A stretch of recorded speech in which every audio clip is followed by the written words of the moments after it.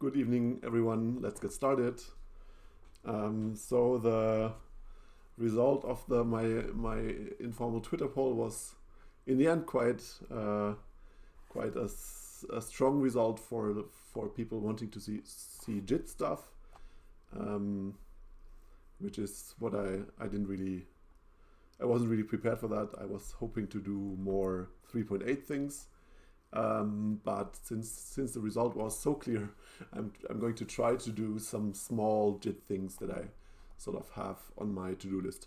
So doing stuff with the JIT isn't really obviously fitting this 2-hour format, but let's try to see whether there's something small that we can look into tonight. Right, so and the first thing I wanted to do is actually just look a little bit at sort of the general project file and directory structure around the JIT, to give a little bit of a feeling of where stuff is, and maybe we can look into a few pieces of the code, and then we'll do something concrete and do a small optimization of a small, a really quite small inefficiency that I found while looking at a benchmark recently. Right, so let's dive in and let's look at a little bit at how the project structures its code in the JIT context. And I mean, let's start at the top level. The two big important directories in the PyPy repository are the PyPy directory, which is the one that we worked in the last couple of weeks, which is where the RPython implementation of the Python interpreter lives. Then there's a few somewhat weird directories. libpython contains the CPython standard library, our fork of it. And then the other important directory is RPython, which is where the RPython language is defined and implemented. And as part of that directory, there is all kinds of things. And one of the directories in there is the JIT. And which, I mean, JIT is a bit of an abbreviation because PyPy doesn't really have a JIT as such. It has a JIT generator. And the JIT generator is in this directory in here. And then in addition to the generator, the Python interpreter also has a few annotations that we call hints that influence how the JIT generator works, and they are sprinkled throughout the files in the top level PyPy directory. And we might get to looking at a few or even adding a few today. A few more annotations, right? So this is the JIT directory, and it looks like this. Obviously, there's a directory of backends. Let's briefly look in there. The backends are the machine code backends for the various hardware architectures we support. And there's stuff like there. LL support is a generic, the generic support infrastructure that we use for all the different architectures. Then there's a graph backend which does not actually produce any machine code. Instead, it will produce sort of another, and it's a backend that we only use for testing. It will produce basically objects in memory that can be interpreted in order to make sure that during testing that the emitted code by the JIT makes some kind of sense. And the other directories are for the architectures we support, ARM, x86, PowerPC, AR64, and ZArch. Right. And I'm not really a backend person, so I cannot really tell you much about the backends. That's not really my thing. So let's ignore that directory and look at the other at the other directories in the on the JIT level. There's the code writer, which we will ignore tonight. And then there's the TL. TL contains a number of demonstration languages. It's called tiny languages. And And so they're very smaller interpreters in there that we use to sort of do experiments with to figure out how to best implement the JIT generator. Right, and the really important directory is the one called meta-interp. And so we're going to go in there, and we'll probably stay here. And there's all kinds of things in here, and we're going to look at some of the files in a couple of minutes. And the only important, it goes one level deeper, the only important remaining directory is optimize opt. I don't really know why I don't think anybody remembers why it has opt in the name twice, but that's where all the where the sort of the middle end of the JIT is, where all the optimizations on the trace are stored. And we'll actually start with that because that one is relatively straightforward to understand. So let's go in here, and so we have a number of passes in here. All of them are kind of optimization passes that will take a trace, which is basically a linear piece of code that starts, and once you start running the instructions, you go until you hit the end, or you hit a failing guard.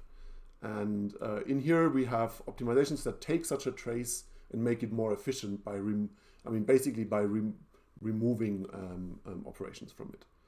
And there's some optimizations that will not remove operations, but instead simplify them, replace them by cheaper operations. But the most important optimizations actually just go along the trace and they kill stuff. And I know I have a Vim open. Right. Optimize opt. And one reason why looking at the optimizers is fun is because they have tests that are really relatively approachable. So PyPy is quite strongly test driven, and so that means that the JIT is extensively tested as well.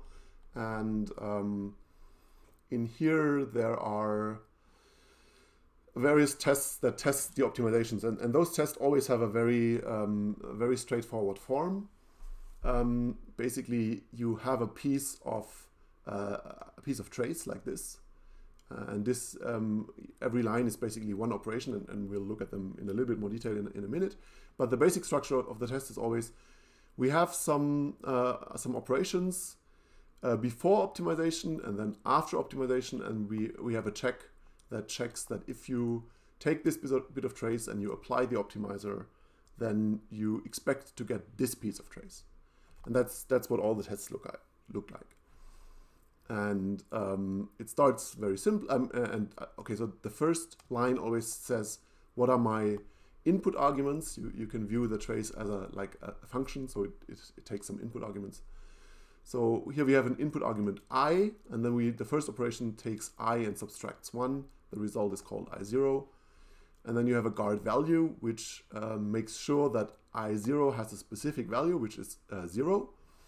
And then we have a jump, and jump is basically go somewhere else. And within these tests, we don't really specify where we want to go. We just jump somewhere. And the jumps take arguments as well. So here we get the argument I0, and which is the result of the subtraction. And then after optimization, the subtraction doesn't this thing is not really optimizable. There's nothing really inefficient here, but the guard value, as I said, is an operation that makes sure that I0 has a specific value, namely the value 0. And that means we can replace the subsequent references to the variable I0, we can replace those with the value 0, which is an optimization because it's more efficient to use a constant than using a variable. That means after optimization, the trace still looks the same, but here in the jump down there, we replace the reference to the variable I0 by a 0. Right? So that's the first test. Very simple test. And then it becomes more complicated, and here's a fun one. This one tests constant propagation. Here we have a couple of operations and where all the arguments are constants. Right? So we have an add which adds 2 to 3, and then we check that the result of that is a true integer, which means it's not 0. So we have a guard true here on I1, and then we check whether I1 is 0, which is false, so there's a guard false, and then we have a guard value of this thing here that it's 5, and all this goes away, right? Because 2 plus 3 is 5, and 5 is not 0, so the result here is true, and we can replace, we can remove the guard true because a guard true of a constant is not really needed, and 5 is not 0, so we can replace I2 by 0, and the guard false by false, and guard false of false can also be removed, and we know that I0 is 5, so we can remove that guard 2, and then we're left with nothing, right? So this test checks that constant propagation through a constant folding of integer operations that take constant argument works, right?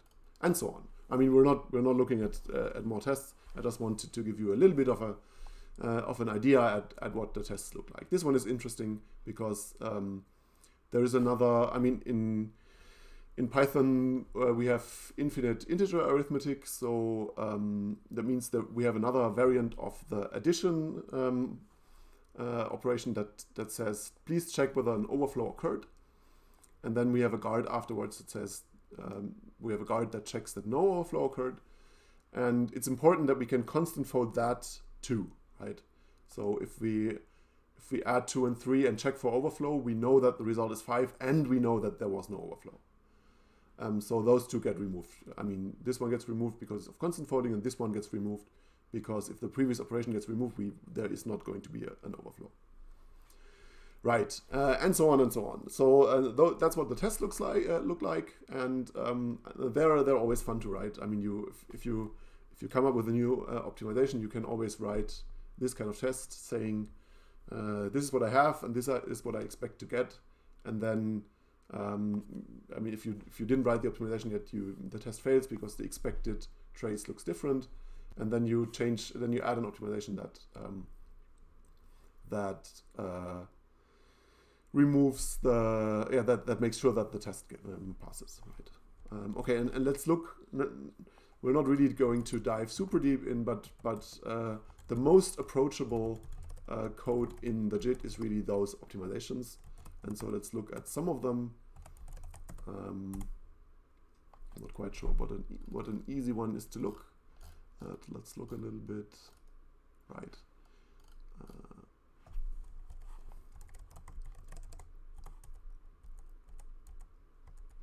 Right. So this one, I mean, there's always some strange stuff here, but the basic structure is this: you have an optimizer class like this, and you define these methods here, optimize, int, add, and if you go along the trace, those are basically like visitors, and you will call each of these methods for all the optimizations in your trace. So if your trace contains an int add, you will use this function here to optimize it. And there are two functions. There's an optimize int add and a post process int add. And let's look at the optimize first, and then we can maybe look at the post process afterwards. Right. So the idea is here that you have an op. This always gets an op argument, which is a trace operation.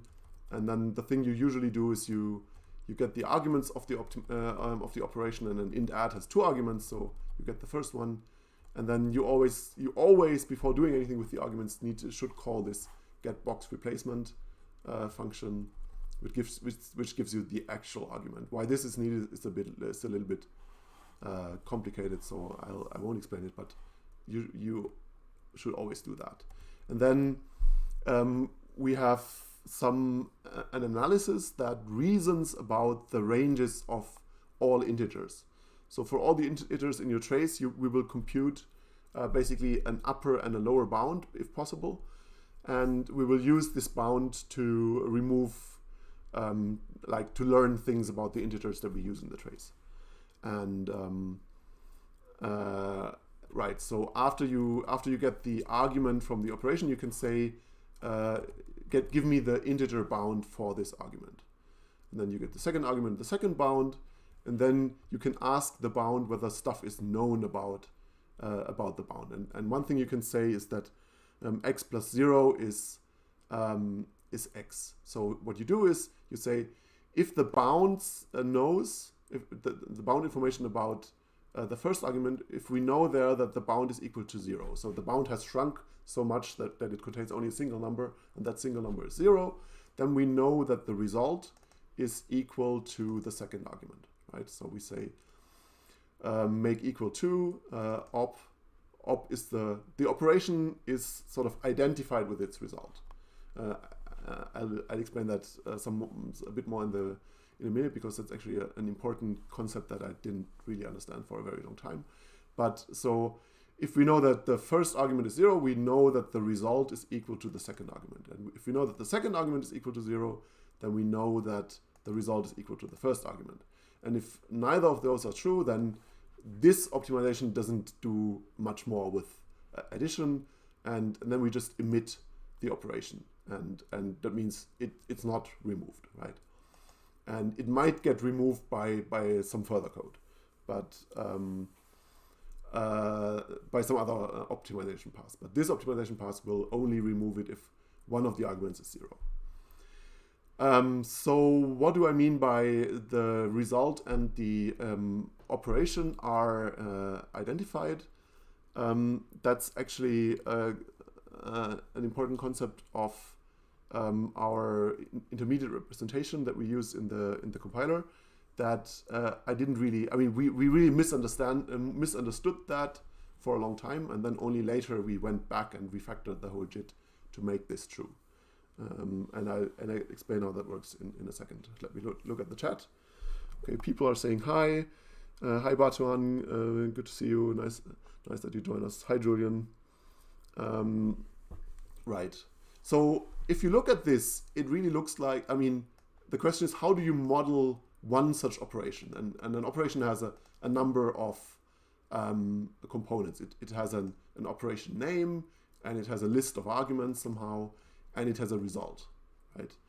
But one of the really good insights from compiler IRs, most specifically single static assignment form, which is what we're using here, is that you do not really need to differentiate between an operation and its result, right? So the operation class doesn't really have a result field which stores a variable. Instead, if you have another operation further down that wants to reference this result here, it really just references the whole operation. So it references basically this whole object. And the fact that it says I0 equal here is really just that's really just done in the textual representation to make it look a little bit more like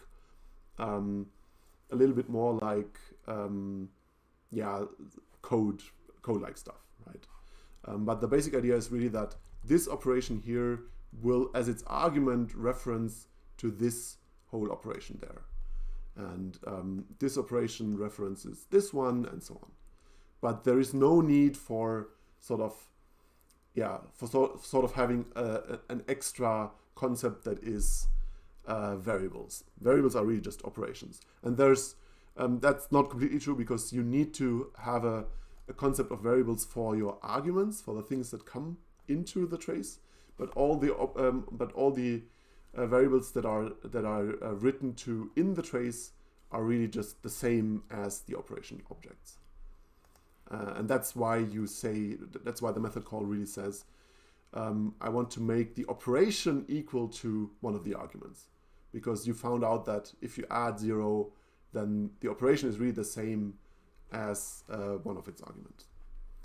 And yeah, sort of as a historical anecdote, we really didn't get that, because if you never look at the source code of an existing compiler, but you always just read the papers, which contain nice textual explanations with pseudocode like this, you don't really get this identification of variables and operations, like of operations and their results.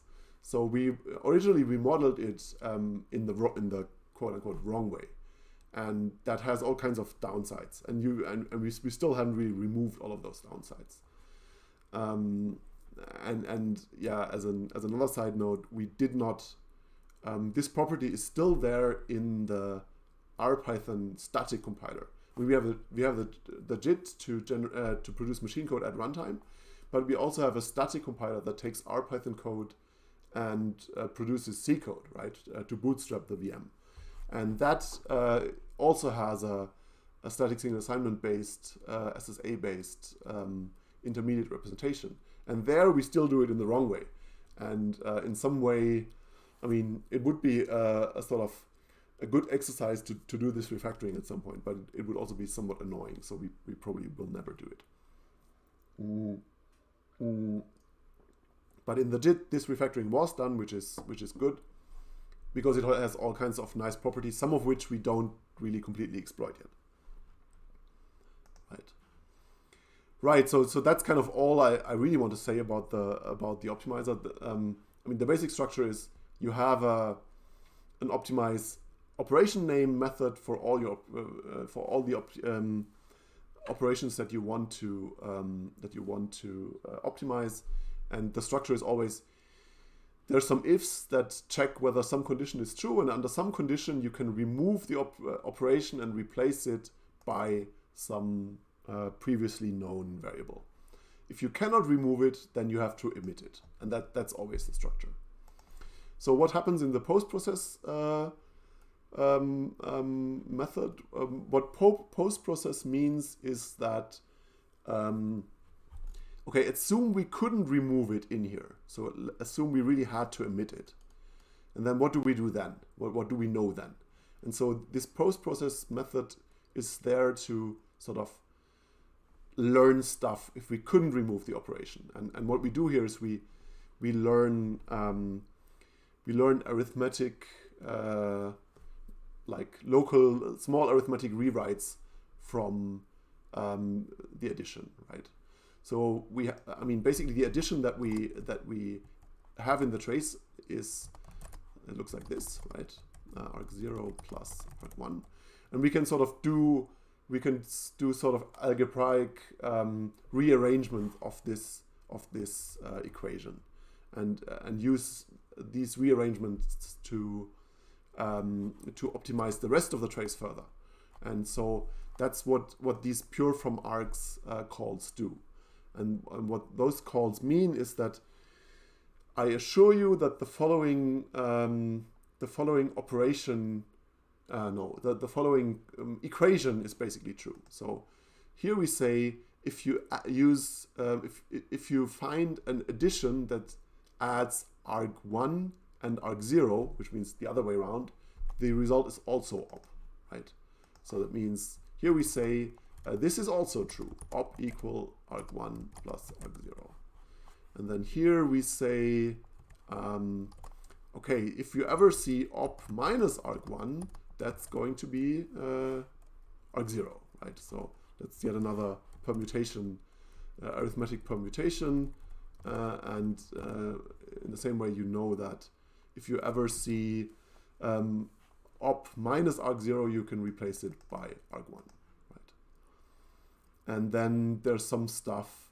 Okay, if you're in the case where the arg0 is a constant, so if the case is really equal to const plus arg1, then you can say stuff like, okay, what is this? Op equal arg1 minus minus const, right? That kind of stuff. I wonder, right? Yeah, and a few. Basically, we have a few variations of this. Why do you need that? You need it for if you have a trace that looks like this.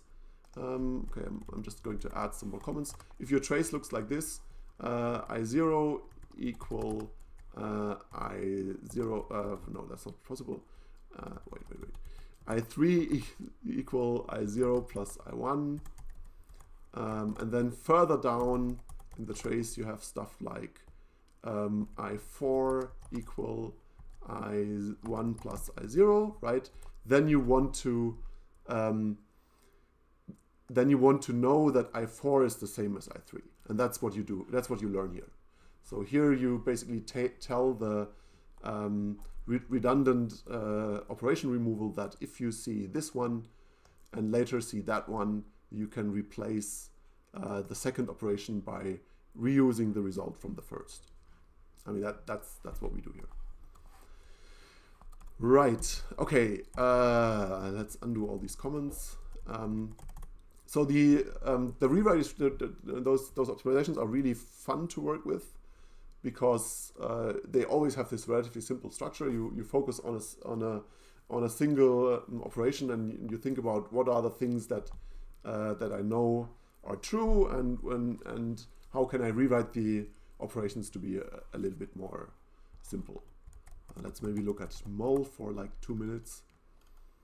There's stuff like, oh, if x times 1 is x, 1 times x is x.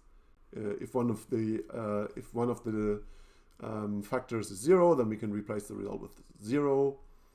And then we do stuff like if we multiply by a power of 2, we can replace it with a shift. Right? That's the first strength reduction that we saw so far here. Right. Okay, so that's the optimizer, and yeah, I spent quite a lot of time working on that, and it's fun, and there's occasionally still things to do here. So last week I did one thing, which was that is it in here?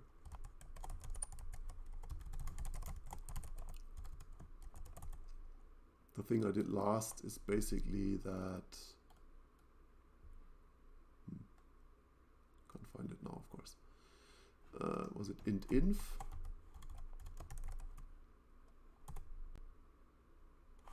No, I don't know. So I thought I did something where I made sure that the JIT knows that int_neg is its own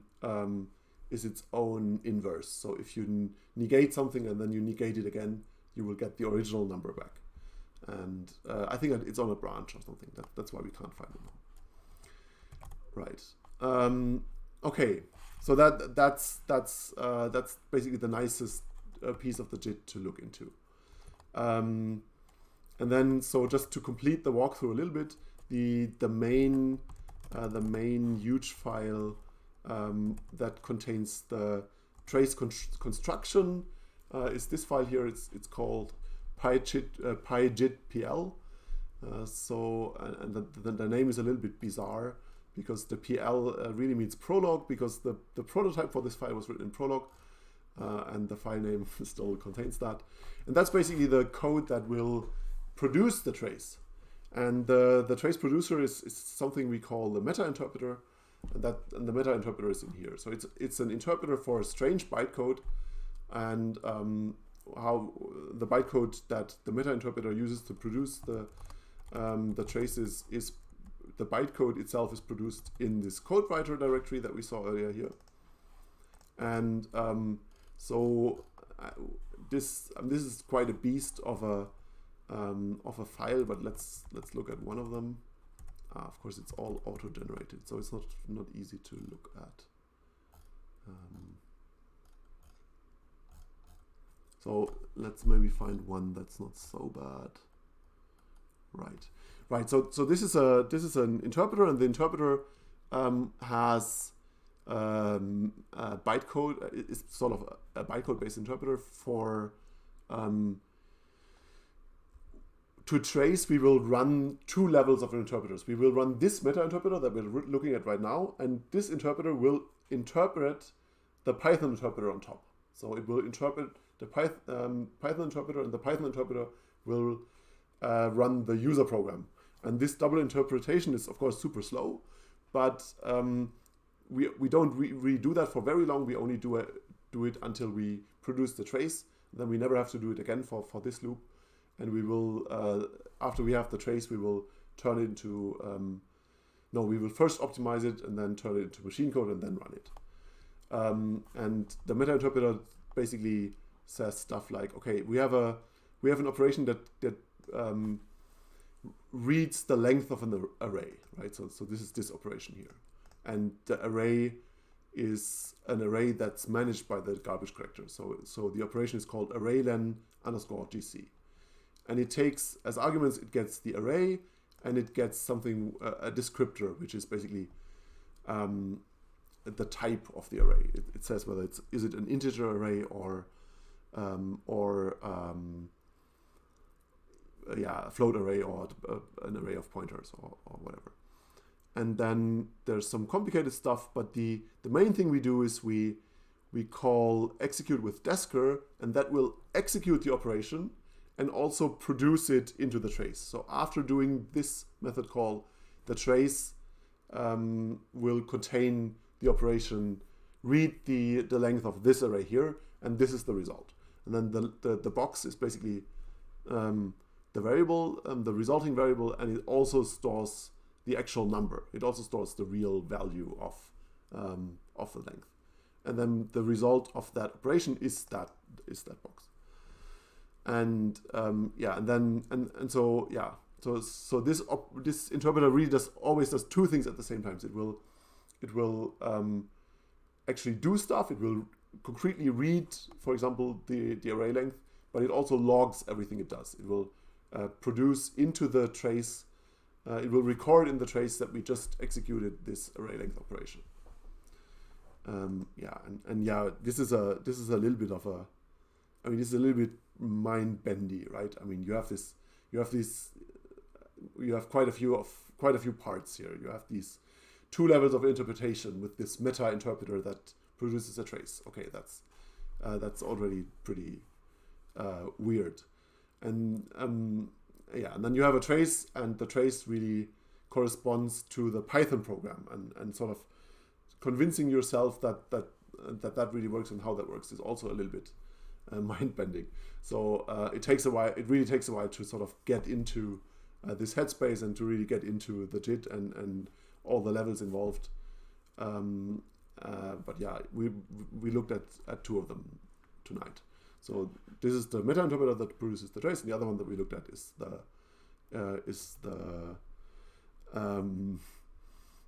optimizers. Right? There's complete silence in the chat, which I assume means that everybody is just completely confused.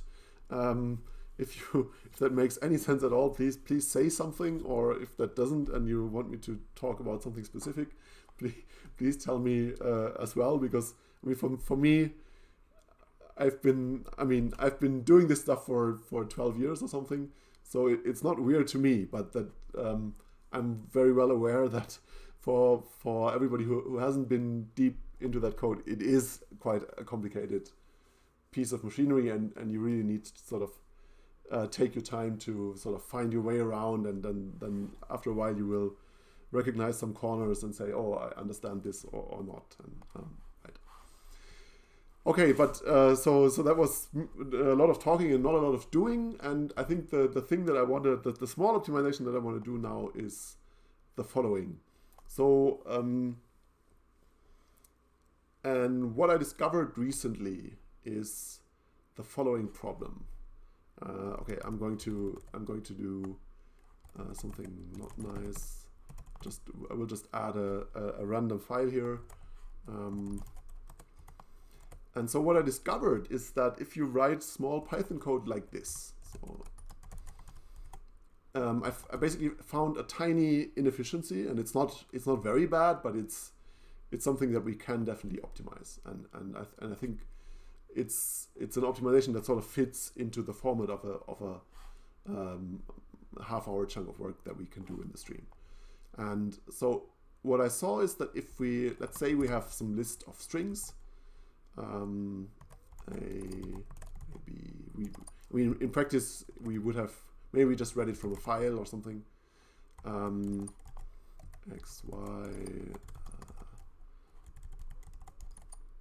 right, some list of strings, and let's make it long so that the JIT has something to do, and then we have some loop over that list, and in the loop we have the following condition. Right, A. So let's assume we're interested in all the strings that that start with a. Right? A length total, and then we do something like a length total plus equal len s. Right? So this code, I mean this tiny innocent looking loop is not as efficient as it could be, and to understand where or what my problem with it is, we're going to look at the trace for that, and I'm going to explain to you how you can look at traces for your Python code or for any Python code, and then we can see how we can improve it. Okay, something's going on in the chat.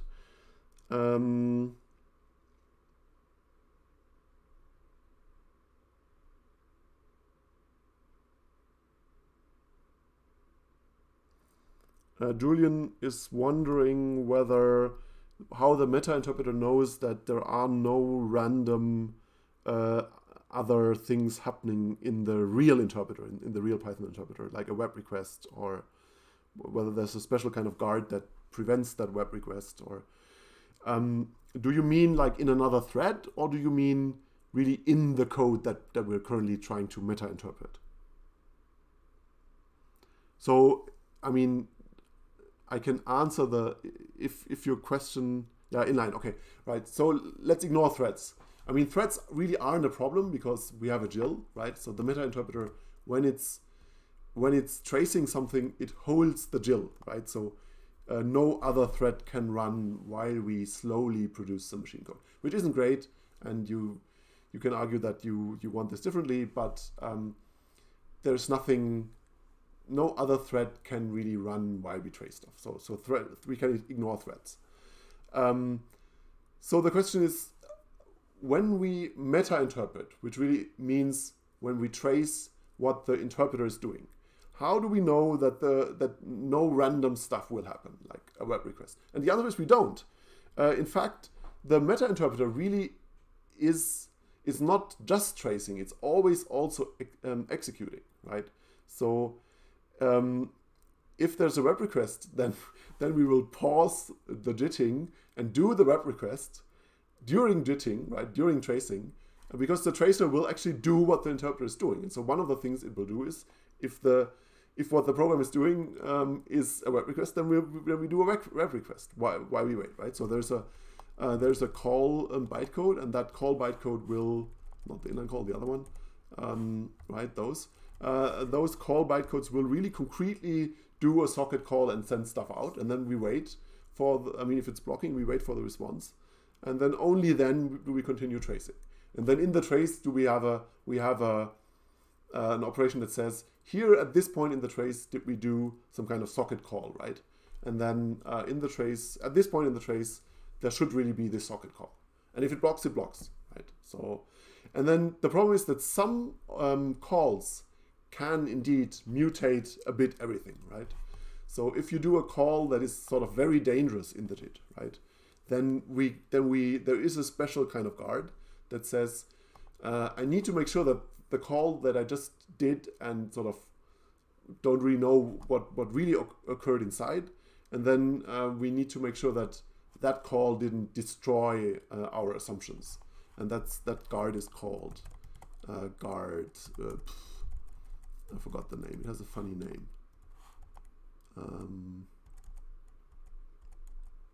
There's a guard that says no guard exception, guard class. Actually, let's look at another useful file to know. That's called that's the res operation file, and I think what this file has at the bottom is right. It's a list of all the operation types that we have, right? So there's int add, int sub, int mul, all kinds of stuff. And here there's a list of all the guards. And I think, where is it? I think it's guard not invalidated. So this, no wait. Guard not forced, maybe?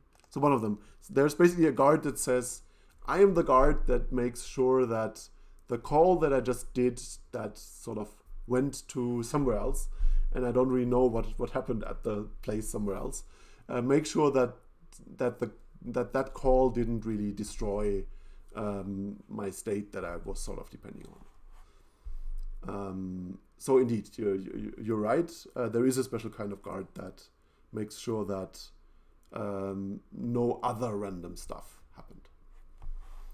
Okay, yeah, if there are more questions, please keep them coming. I'm happy to, I mean, I have a stream, so it's kind of a given that I'm happy to just talk as much as possible.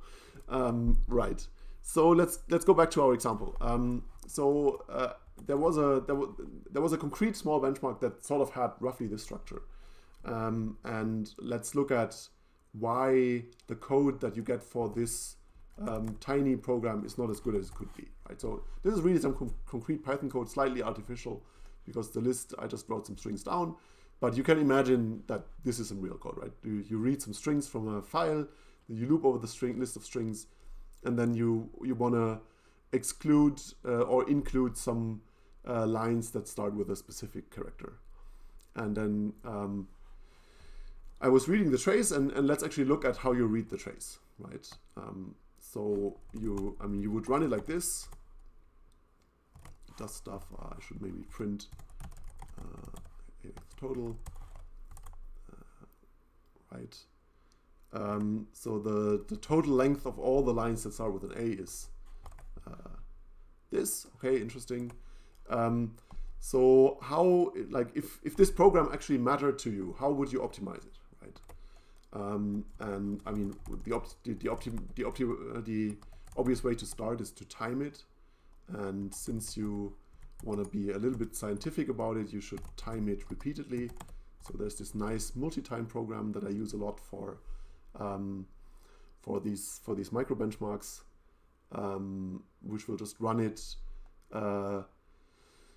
n times, and it will sleep a little bit in the between the runs to make sure that the CPU can cool off, and that you sort of counteract some random effects of your operating system, and then you get some nice statistics at the end. The mean runtime was this, and the standard deviation was that, and min, median, max. Right? We can really not depend on those numbers because I'm streaming and my CPU is very busy, and so yeah, we get very different results here, right? So we should really not depend on those numbers, but that if you were actually in a sort of micro benchmark optimizing mood, I really recommend this small utility that my former boss wrote. Laurie Tratt was my boss at King's College London. Right. Okay. So the next step is if you have such a small program, you can look at the trace for it, and the way you do it is you still run your PyPy executable, and you set an environment variable, and that is basically this environment variable called PyPyLog controls our VM internal logging framework, and the logging framework is really mainly used for the JIT, and you can use the logging framework to tell the JIT to sort of dump all kinds of debugging output into a file or to standard out, and then you can look at it and sort of study it. And so basically what you say here is you give some categories that you're interested in, and you can give the very top level category JIT and say, please dump everything that's JIT related to the file out. If you say minus, then it will go to standard out. Let's do that first. So then you get all kinds of debugging gunk, and I want to put it into a file now, right? And then we can open that file and sort of study that. We used to have nice web applications to view this file instead, but all the web apps bit-rotted a bit. With a bit, I mean completely, unfortunately, and so we're back to reading the log, the text log, like I don't know.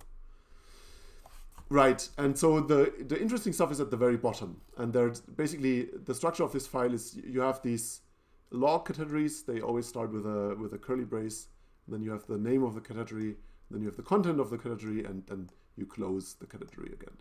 And so the last two categories are super interesting. The very last one is a backend counts. That's basically that tells you how often every piece of machine code that we produced while running this program was executed, right? So and here we see that, okay, some loop was executed 30,000 times, okay, and some other loop also 30,000, and this bridge is another kind of trace 20,000 times, and then we have some other ones here. So that's interesting because that can tell us which of the pieces of machine code to focus on, right? So if we execute something very often, then we can then it's probably worthwhile to read its trace, right? So we basically start with the most commonly executed traces, and then we start to study them. But before we do that, it's also interesting to look at the JIT summary category, which is the next to last category here, and that contains a little bit of statistics about what the tracer did.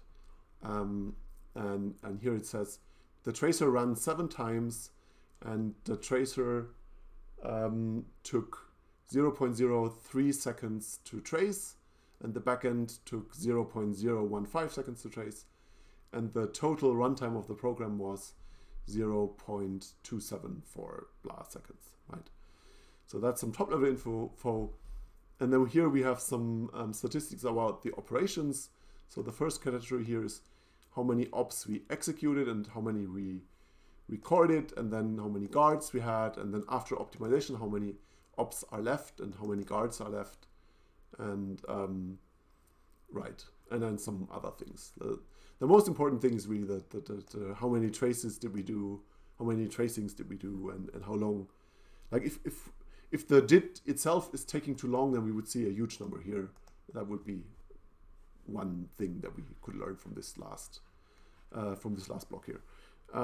Right, but here we see that the JIT took a reasonable amount of time, and 7 traces is also reasonable. So let's actually look at the most commonly executed trace. And to do that, we can sort of search for this. This is a memory address of the trace. So if we search for that, we will jump further up, and it appears a couple of times. And I think the third one is the one we want,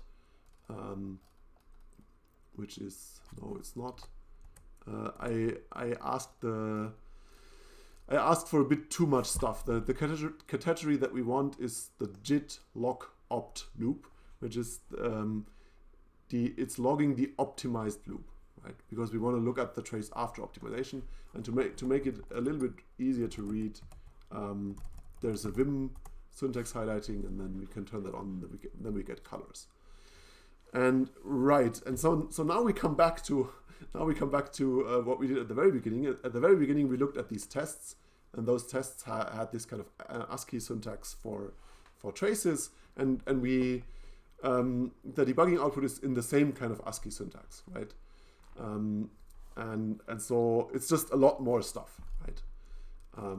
So this is basically one loop, and we can find out where we are in the Python code. So we can see at the very beginning we are in the main function, and we're this is the line numbers, I think 2 to 5, and we're executing the 4 iter bytecode, right? So if we look here, we're running this loop, right? The main function is from 2, and let's actually look at the bytecode of this function. PyPy 3 I main x import this main, right? So what we're executing is 4 iter, that's at bytecode offset 30, and we're looking at the trace for that, right? So bytecode offset 30 for iter, right? And so the first important sort of ways to understand these traces is this operation here, which is in pink. It's called a debug merge point, and that shows you which bytecode, which Python bytecode do we have the trace for, right? So we have a debug merge point here for iter, and then we have the trace which looks long and scary, we have the trace for this 4-iter bytecode. So let's ignore the trace operations. Let's look for the next debug merge point. And then we have a store fast, right? So let's actually look here. Here's the 4-iter. And the bytecodes that we get is store fast, load fast, lookup method, load const, call method, right? So that's the next couple of bytecodes that we have in the body of the loop. And we find those here, right? So the next bytecode is store fast, load fast, lookup method, load const, call method, right? So let's understand that. One thing that's cool is that the store fast bytecode produced 0 trace operations, right? So here is the operation that says the operations that come now are from store fast, and there are no operations. There's immediately the next marker that says now there are the operations for load fast. And load fast, there are also no operations. That's nice. And then the next one is lookup method, and here there are some methods. They're not some method. There are some trace operations, right? We're also not looking at those. There's a load const, and the load const loads the string A, and then we have a call method, right? And here we see that call method is implemented by a call. Maybe not too surprising, right? It's implemented by a call to some helper function written in RPython, which means at this on this level it's really written in C, which means at this point it's really assembler, and we call which is called startswith str, and that's basically a function that implements the startswith operation, and it takes several arguments. It takes p38, which is a pointer variable. I mean, all the variables in the trace are prefixed by I, P, or F. Either it's an integer or an integer-sized thing, or it's a pointer, which means it's a pointer, or it's for float or float-sized things. So starts with is something that takes a pointer, which is the string, and then it takes another pointer, which is the thing that like the prefix that we check, which is a constant. And then we take indices, because the starts with method optionally takes a start and a stop argument that say where to start looking for the prefix, right? And in this case we didn't give one, so the second argument is a 0 and the third argument is a variable, right? And let's maybe look a little bit at where those arguments come from. We can go, I'm going to highlight the first argument. That's the thing that comes out of the list. So we expect it to come from, we expect that it's being read out of a list, right? And indeed, it's defined here. And it's defined by a getArrayItem operation. And getArrayItem is an operation that reads an element out of an array. And the array basically is this list here. And we read something out of that list at the position that the iterator is in at the moment, which is part of the complicated trace for the 4-iter bytecode. But it ends with something we understand, which is we read at some point in the list at some index, and then afterwards we increment the index, right? So here the 2 operations down, we say take the index at 1. That's I41, and then this operation we can also understand we store the next index that we want to read something out of into this object, this kind of object, and we see what object it is. It's an abstract sequence iter object, so it's an iterator over sequences, and we store it into the index field. And that makes sense, because in the next iteration we need to know at which index in the list to continue, so we need to store the incremented position, right? And here we can also look at the I39 argument.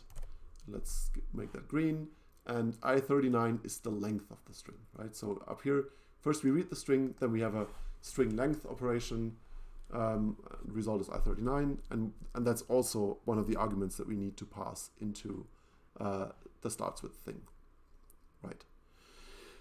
So it's not completely, I mean, when I saw this, I was immediately annoyed, because this is not as optimal as it can be. And that's not, I mean,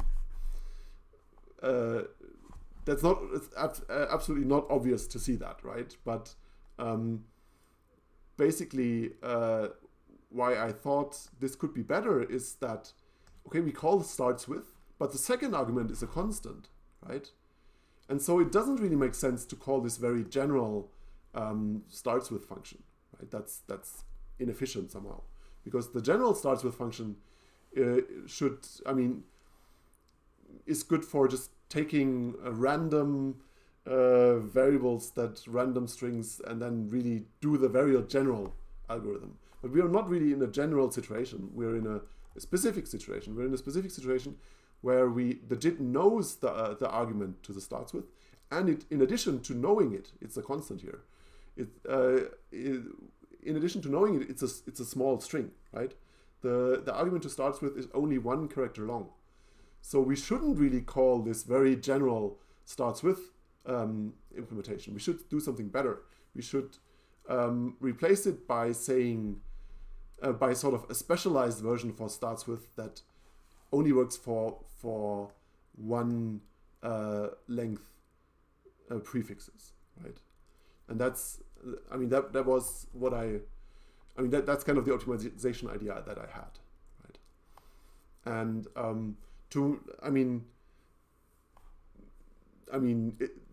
it takes a while to getting used to reading these traces, and then sort of getting intuitions about sort of which things are fast and which aren't. But then if you read traces for a bit, then to me this really stands out, because it looks not very efficient.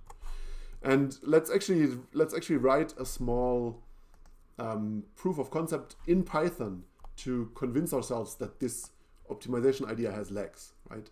Before we dive in and do some complicated work in the JIT, what we want to do instead, we want to write in Python this idea and convince ourselves that it really helps. And so let's do that. Because we could do this optimization ourselves, right? Obviously, sort of from a nice code standpoint, it's the right thing to do to call it like this, right? But if we wanted to be a little bit more low level, we could also write it like this. We could say, if the first argument of the string is A, then we go in here. And those two versions of the micro benchmark are not equivalent, because this one is missing a check. And let's, in order to see the problem, we should add an empty string in here, because the check that we're missing is we need to make sure that the string is even long enough to store the prefix, right? And so, but then the optimized version still looks like this, right? So this is the real world code, and this is also the way you want to write the code, but the performance that you want to get is the performance of this one here. And what we want to achieve now is we want to make sure that when the JIT sees this kind of code, it should automatically turn it into this code down here. Because if the prefix that we're checking is a single character, it's probably a good idea to not call this general helper function here, but instead this very general starts with implementation that can deal with all kinds of starts with checking. Instead, we want to, it's basically like a kind of high-level strength reduction. We want to strength reduce the starts with call to this kind of code. Another, I mean, there are always many ways to view the optimization. Another way to view the optimization is that we want to do loop unrolling. I mean, starts with is basically a loop over the prefix, and then it checks every character. And we want to unroll this loop if the loop only runs exactly a single time, Okay, so so what we do now is we want to we want to check that the optimization is actually a good idea, and we do that by basically running this version of the code and timing that. And so let's do a little hack here, so we can say from the command line which version we're calling. Right. No, that's wrong. This. Yes, this is wrong. Hi Fabio, good to see you. It should be greater equal to 0. Otherwise, it's not equivalent at all. Right. So those two snippets should do the same thing. And the hope is that this one is faster, and we want the goal for tonight is we want to turn this code. We want to teach the JIT to turn this code automatically into this code. Right. Okay, let's do it. So now we can run it like this. Right.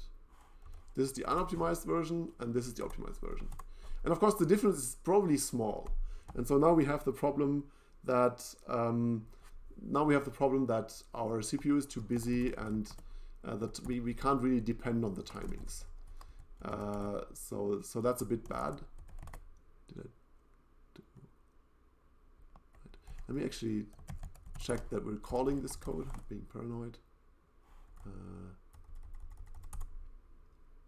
We're not calling this code. Why not?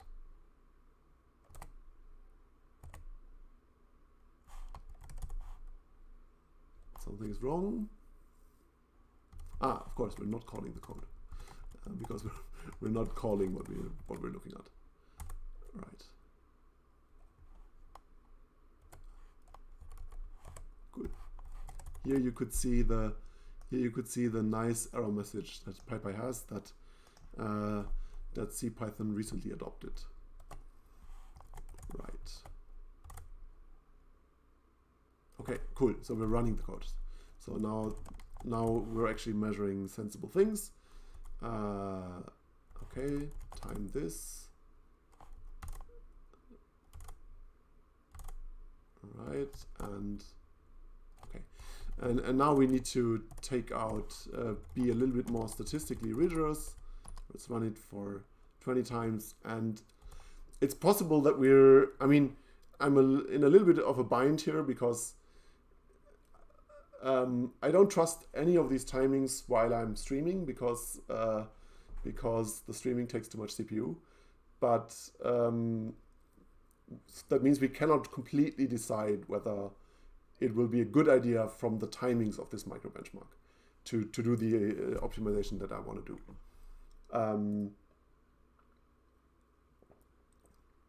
But let's see what the numbers say.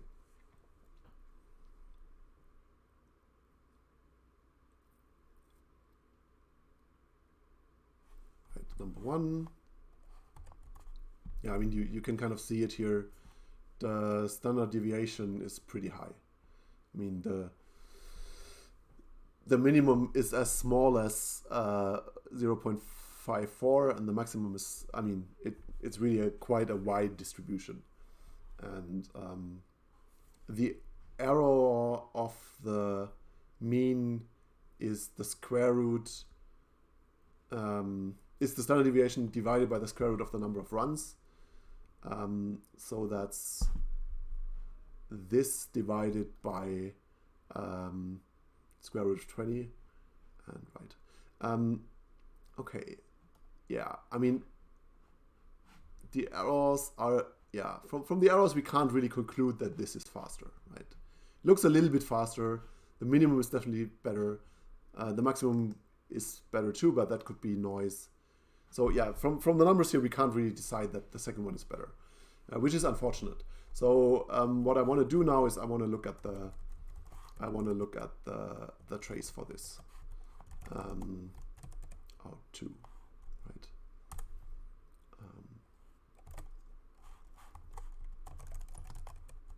So this is the optimized trace. I mean, it's not really optimized. It's just the simulated optimization.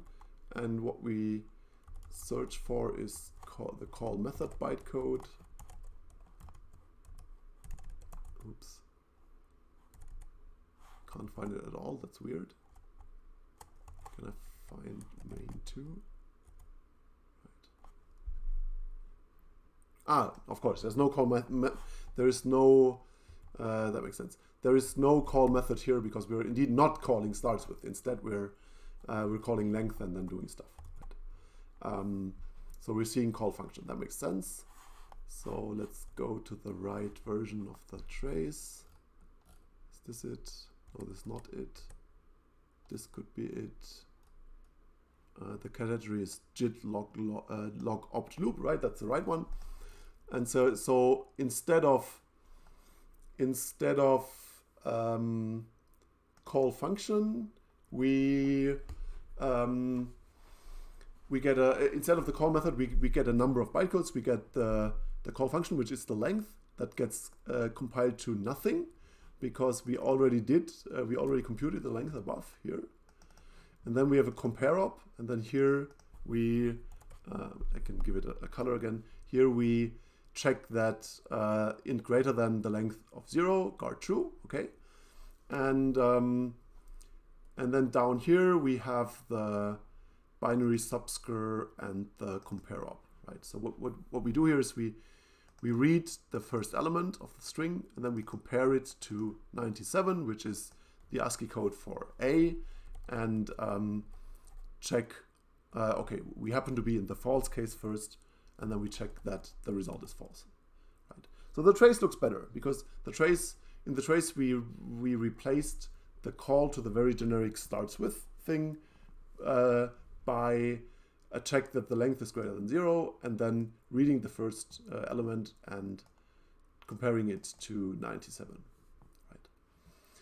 And now, I mean, so that's kind of the idea. That's the optimization that we want to achieve, right? And yeah, ideally, in an ideal world, we would get some confirmation by the micro benchmark here. In an ideal world, the micro benchmarks would give completely obvious results that our fake optimized version is faster than the call version. We don't have that here. I mean, the numbers are sort of, the difference is not statistically relevant, so we cannot conclude that it's a good idea to do this optimization. And so we're doing it sort of, it's a little bit of a risk to do it. We'll do it and it might not actually be useful in practice, and then, yeah, too bad. Then we have this small new optimization for starts with that is not helpful in practice. Yeah, that's too bad. And I might actually go and rip out the optimization if I do the benchmark for real later and it turns out that it's not helpful. So how do we go about implementing this? What we do is we write a test again, of course. And in the meta-interp directory, there are other tests here which are called test string. And is there a starts with test somewhere? I mean, an obvious place to put it is next to other starts with tests. Yeah, there's no tests that check starts with, right? Okay, this is as usually doing testing is often the hardest part, and I think it will be the same here. But an obvious place to do stuff now is basically this file called test string, and we go at the very bottom or something.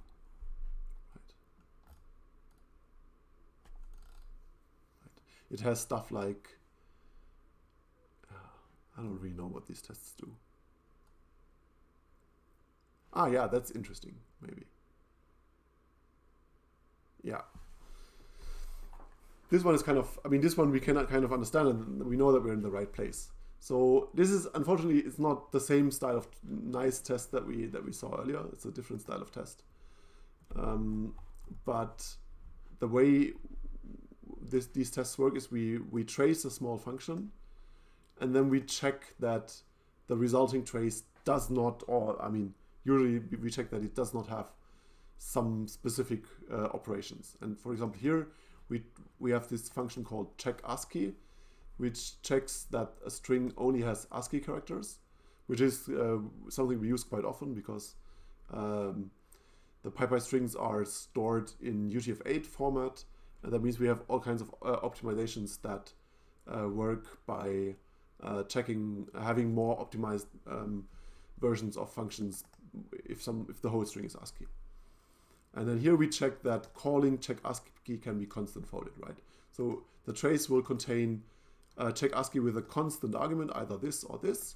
And yeah, if you call it with a constant argument, you should be able to remove the call because check ASCII is a pure function. Right? So that's what this test is checking. And we'll do something similar. We'll say, yeah, I don't know.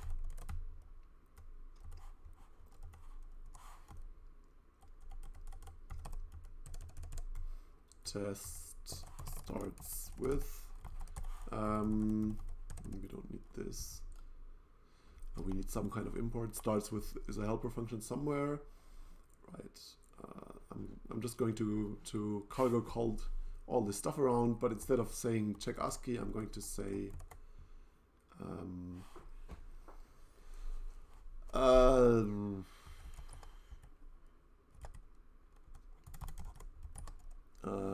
s.starts with a. I'm not really sure that works. I need to find out where starts with is implemented. I think it's rlib rstring.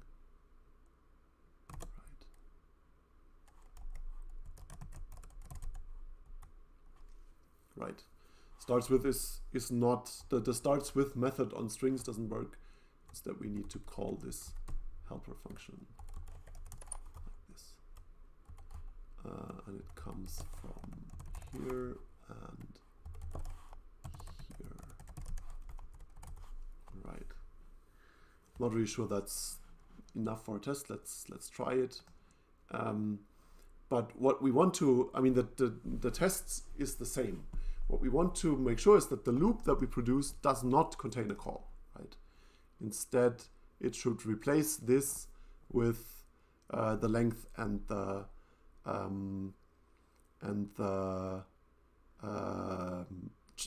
controlling the first argument check. Right. Okay, let's run the test and see how it explodes. It's unlikely that we'll got it right the first time. I mean, we want this test to fail, of course. Right. Now stuff happens.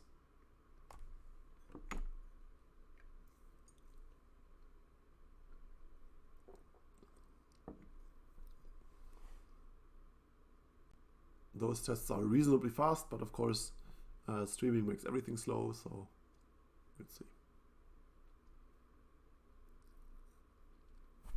Yeah. That's yeah, res. We didn't define res. We need to add it here. Can I do this? Sure. Yeah, there's a lot of incidental complexity in this test, and you don't really completely need to understand it.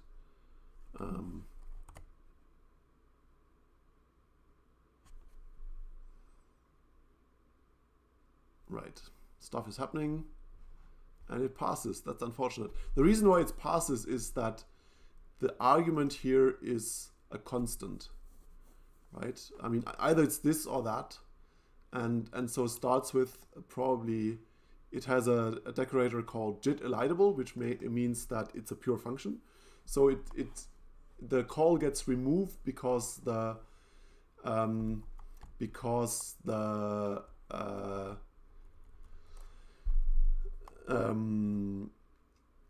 yeah, we're calling a pure function with known arguments, so it's removed for that reason. It's not removed for the right reason. So we really need to make sure that the test fails. How do we do that? We could use a list. That would work. Yeah, let's use a list. I mean, reading out of the list will not produce a constant string. So let's just make this list. And then here we say s equal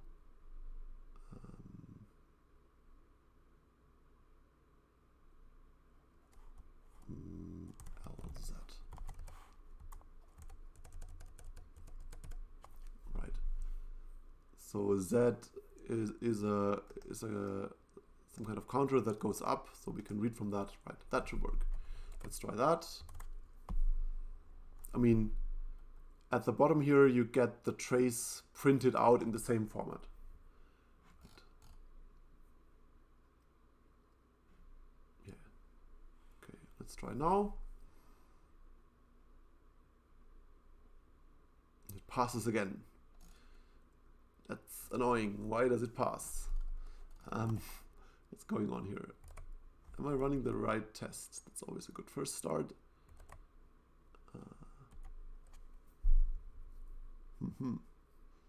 Mysterious.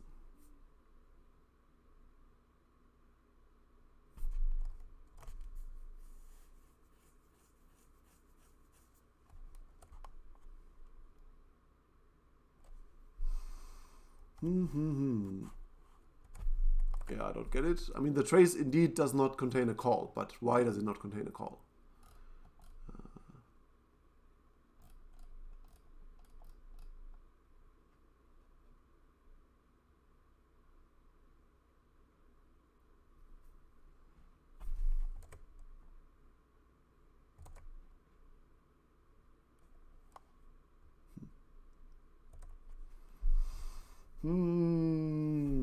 Yeah, the joys of JIT stuff. Maybe because I didn't save.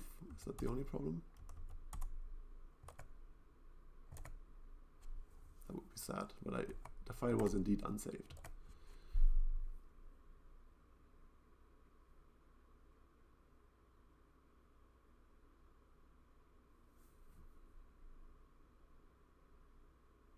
Right, good. We get a failure. We get a failure that says we found one call I instruction, but we expected 0. Great. So the test fails in the way that we want it to fail. We want it to fail by saying, you told me that I shouldn't find a call in your trace, but I found one. So yeah, something's broken. And here you see the call I instruction, and it's indeed a call to the same function that we see in the PyPy trace. So that's great. That means we managed to reconstruct the problem in this somewhat weird looking test, but now we managed to reconstruct the situation, and we yeah, now we can do something. So the question is, how do you optimize this? How do we teach the JIT to replace this starts with call here by the strange other check that we want to do here? And the problem is, no, I mean, there are various approaches. One approach is that we teach the JIT to reason in very complicated ways about starts with, right? I mean, that would be one way. One way would be to go into the rewrite file here that we looked at earlier, and we could define a rewrite here that says, yeah, if you see this kind of function, and the arguments have such and such shape, then replace it by this other function. And there are a number of where is it? There are a number of optimizations in that style, particularly in this file called vstring, which is called virtual string. I think there are all kinds of things here, right? There are all kinds of optimization rules for strings, like optimizing reading out an item of a string, and it's quite complicated. And I think there's also stuff for some string functions, right? Here there is an optimize call I, and it checks that for a number of known calls, it does something special. But that's hard. I mean, doing that would be possible, but it would be hard work and very complicated. And instead, what we often do is we write some very slightly, I mean, when you see it the first time, it's quite confusing. We write some slightly strange code. And the code that we write looks as follows. The code that we will do this optimization by changing the implementation of starts with. Right? We can make the implementation of starts with slightly smarter. We can make it slightly smarter in a way that allows it to be optimized and traced better. And we can do that by sort of adding some more hints to it. And the hint that we will add is I need to think a little bit. It takes a bit to sort of rearrange to sort of understand how to do it correctly. But what I want to write here is I want to write if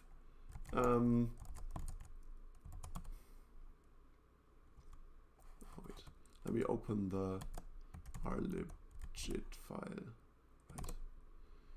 So what I want to write here is I want to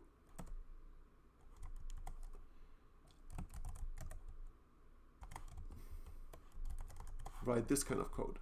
If the JIT knows that if the JIT happens to know the length of the prefix, right? If the JIT could somehow already deduce the length of the prefix, and the length of the prefix is 1, right? Then we have a more efficient implementation here, and the more efficient implementation looks like this: return length of uself equal. We need to be quite careful because we need to take start into account. But so maybe this is actually not quite correct. But assuming, I mean, if start were 0, this would be the right code. Greater than 0 and uself at position 0 equal uself. Prefix at position 0. I think this is the kind of code we want to write, and this is a little bit of a, this is kind of a fast path, right? We have a fast path for this specific case, but we only end up in the fast path if the JIT knows that the length of the prefix is 1, and that's kind of, that's kind of a cool approach because we don't need to change anything in the JIT at all. Instead we add some hints to the actual implementation, and then when the JIT traces this, the effect of the optimization that we want to do is achieved. And if you grep for is constant in our source code, you can find this kind of trick in various places. Maybe we can look at a few.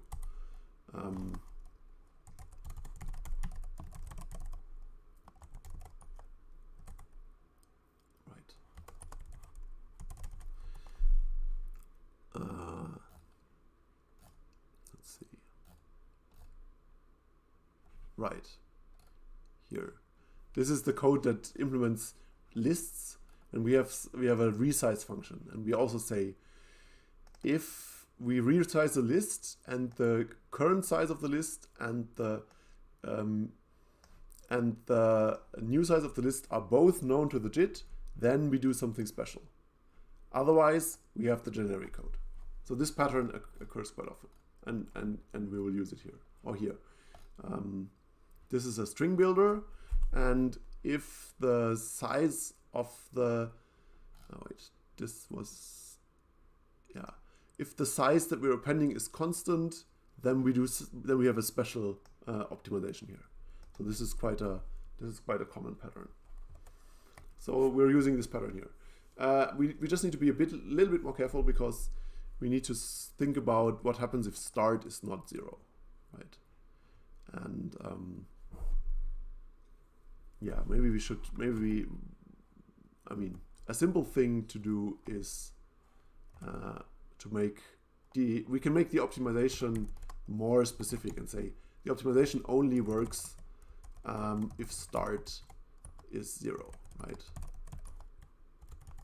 I mean, that would be a simple workaround. I mean, that would prevent us from having to think hard. So I think I'm going to do that now. It means the optimization is slightly less general, but it will help our specific case that we're doing right now. Right. So the optimization only applies if the length of the prefix is known and start is known, and start is 0 and the length of the prefix is 1. Right.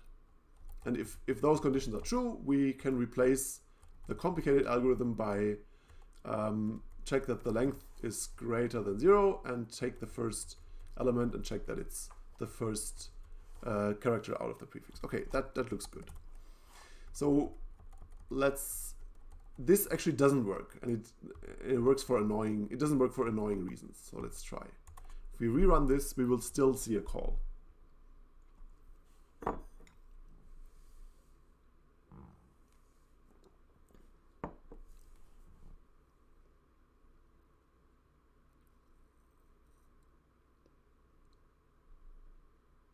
Right, and we still see a call because this function is marked as elidable.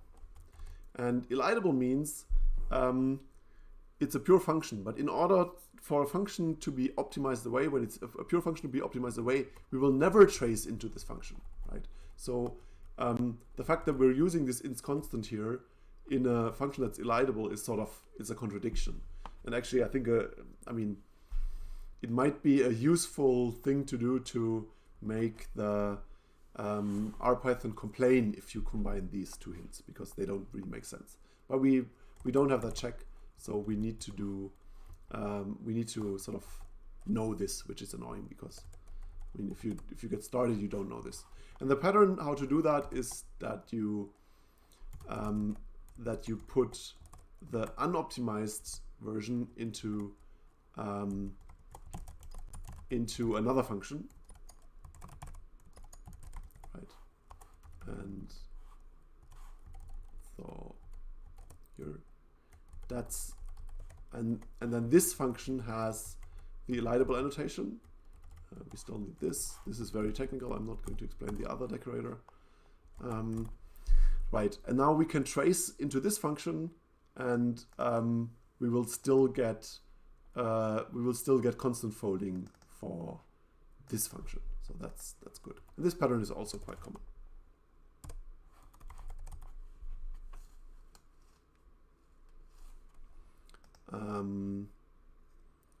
Okay, Fabio says in the chat that he is able to tell me what code to write here.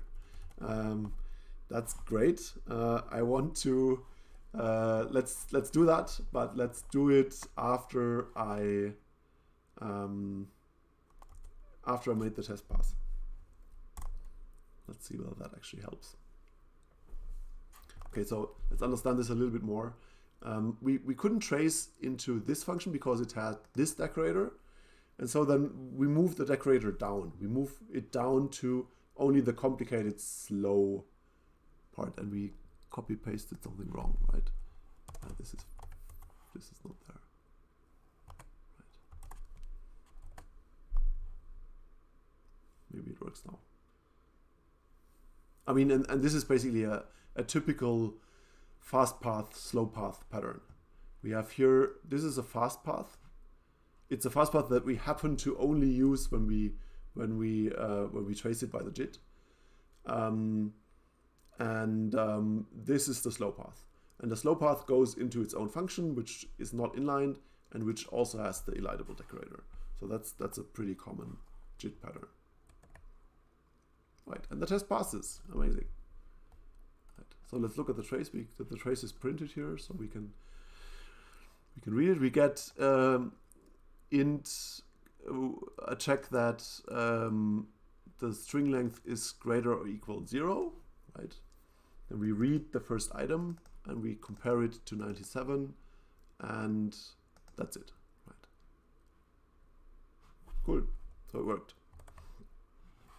So we can precisify the test a little bit. We can say we expect an int greater than, we expected one int greater than and one int equal, to sort of communicate a little bit more what kind of, I mean, this test is not very precise, it's just counting operations, but it's still, we can still use it to check a little bit more that the code that we get is what we expect. Right.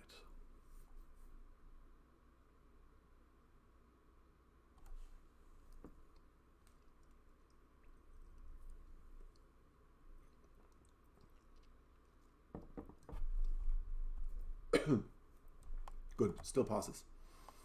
So two other things we should do is we should check that the result is actually correct.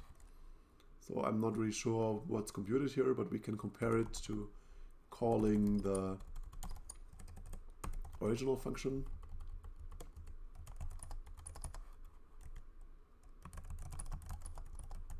I'm not maybe this helper method does it automatically, I'm not quite sure. But I mean, basically what this helper method does is it will trace a call to f and then execute the trace and return the result. And we can compare that result that we get after this, basically simulating, compiling this function, and compare it against the result of just running this as a Python function. And that should give the same result. And that way we have a tiny check that we didn't change starts with to suddenly produce wrong code, wrong results. So let's run that again. Okay, so Fabio says he knows how to write the more generic version of starts with that works with a start that isn't 0, right? Okay, in order to do that, I want to have a test for it.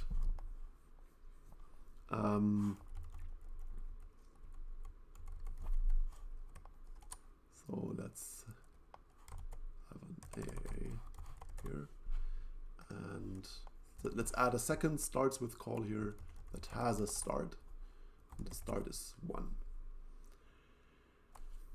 Okay, that's fine. If we run this now, the test should fail because we will see another call, right? Because now we added a starts with call that isn't optimized by our condition, right? The condition here is false because start isn't 0, so we cannot go into the fast path, and we will use the slow one. So we should get this error again. The error says we found a call again, and indeed, if we look at the trace, we get a starts with here. I mean, this is the first starts with is optimized away, but the second starts with still exists. And so Fabio says we should be able to relax this condition. So remove this part here and replace it by what? Replace it by this, right? But what happens? I mean, we also need to fix the first part. And is this it? Is that really true for all? I'm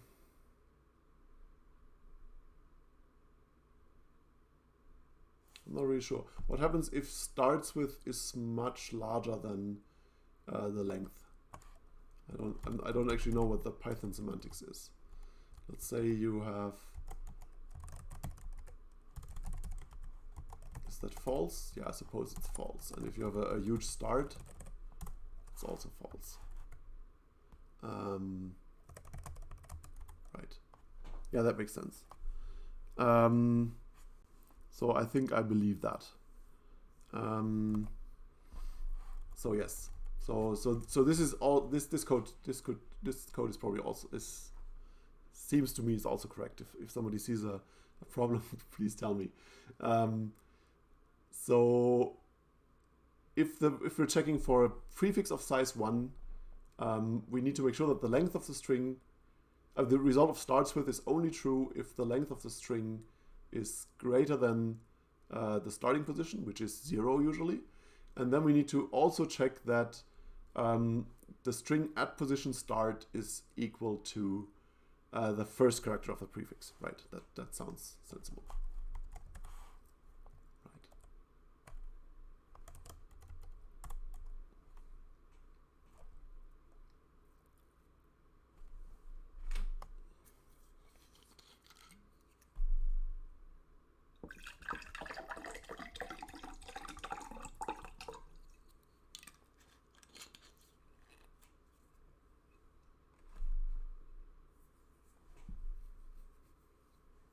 Ah, yes, of course. And our test is wrong because we get 2 in greater than and 2 in equal, I suspect.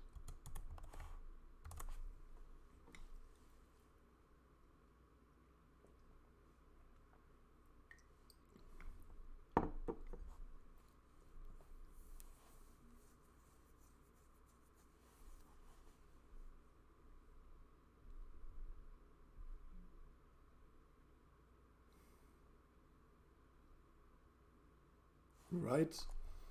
Okay, cool. It looks sensible. Of course, now in order to go back and check that it actually changed anything for PyPy, we would have to build PyPy, which takes a bit more than an hour. So that's another reason why doing JIT development on the stream is not that it's not that great. But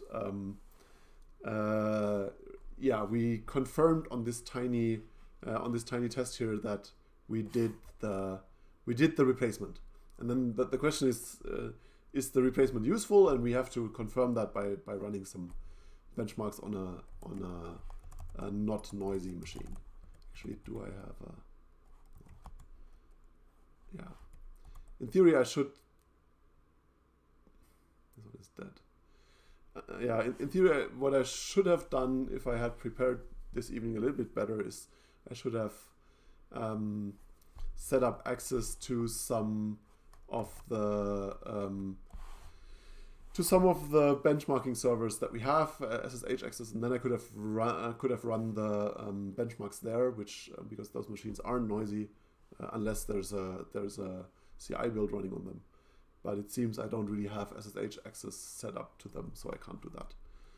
I'm sorry. The next time I'll prepare a little bit better. So yeah, I'm going to show you one tiny other tool here.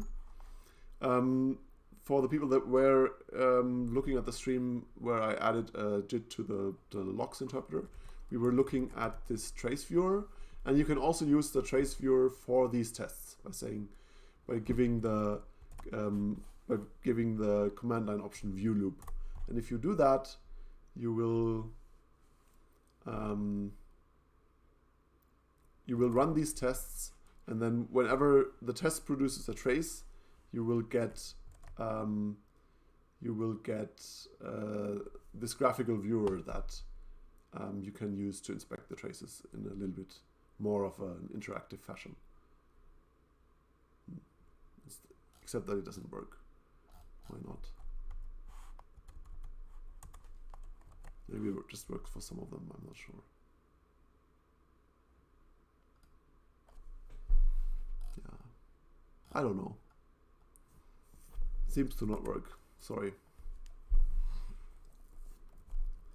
Yeah, if you still have questions, I'm not going to stream for much longer.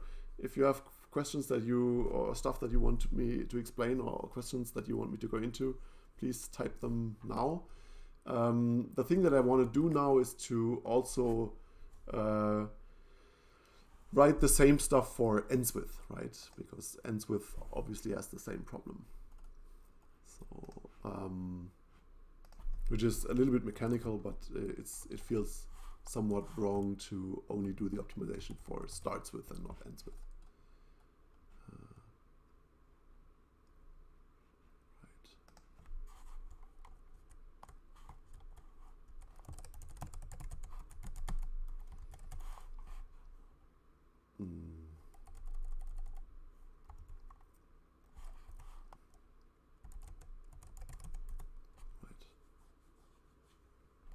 Wait, do I need to think about end here?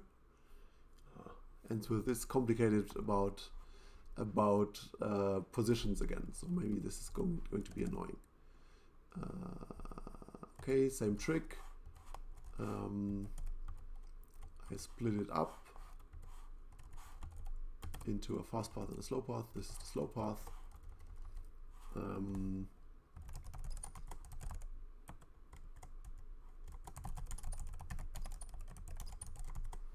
And the fast path, how does it work? What do the parameters mean?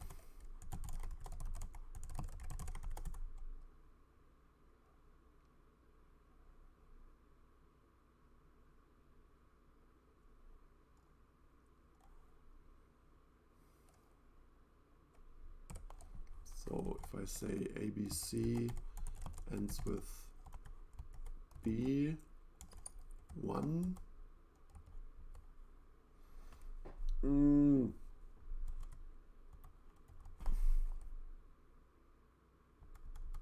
confused. So this works. Wait, do I understand what these things mean at all? So C2, that gives true, right? And then what does start mean for ends with? Or is only end really interesting here? So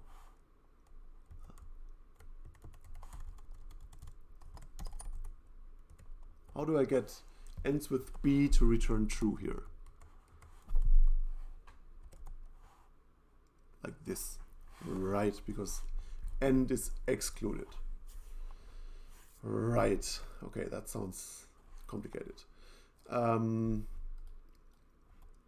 we want something like this, but we want the minor detail. We remove the parentheses. Let me think about ends with definitely hurts my brain too much.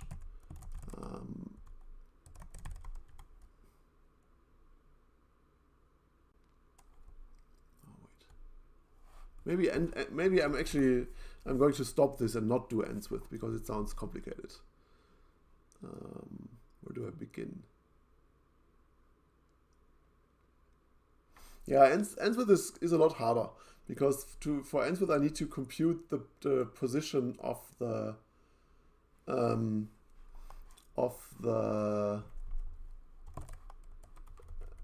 last place, right? I don't want to do this because I'm not really sure what RPython does here. I want to do it explicitly, like this. And then what does it mean if end is given?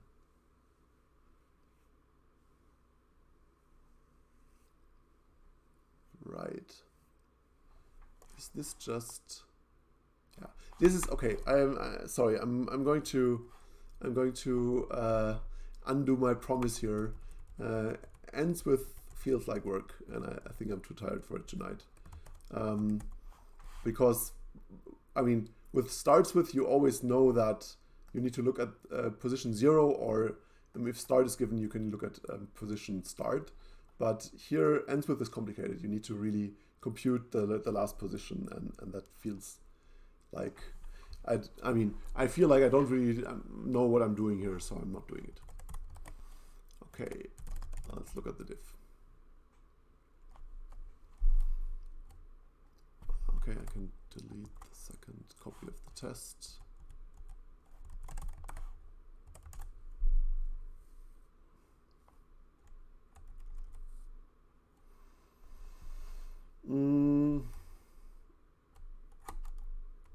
Right.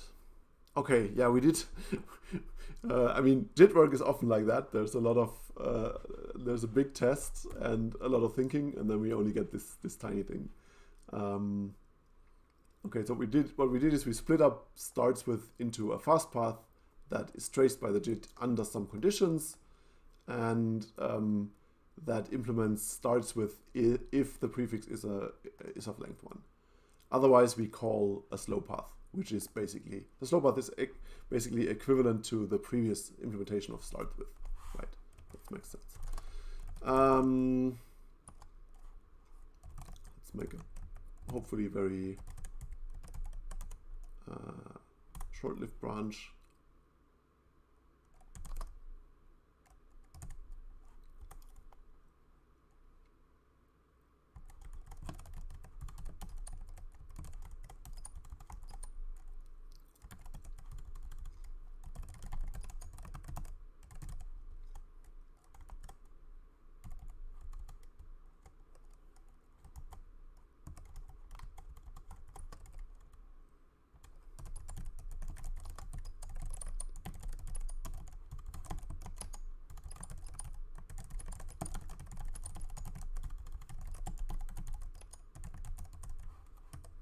Right.